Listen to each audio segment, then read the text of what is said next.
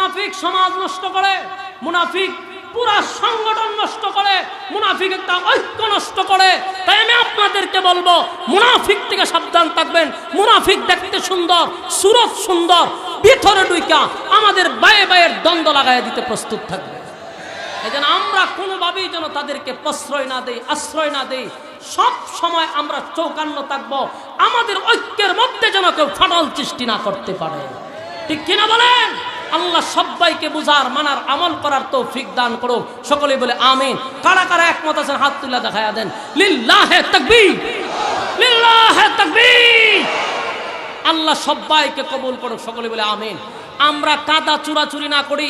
জামাত বলেন, চরমোনাই বলেন, খেলাফত বলেন, সবগুলোই আমাদের, ঠিক না ঠিক?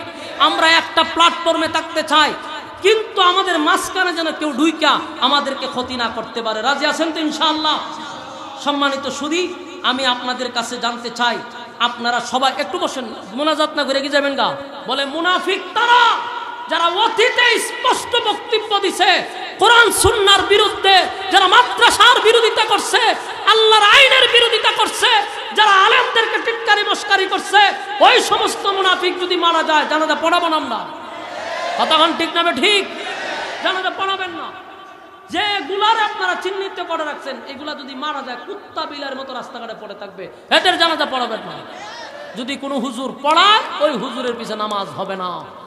কারণ আল্লাহর কোরআনের আয়াতকে অস্বীকার করে যদি নামাজ পড়ায়, ওই মৌলবীর পিছনে আর নামাজ হবে না। কথা কি বুঝতেছেন আমার যুবক ভাইরা? এই জন্য মুনাফিকি যেন না হয়।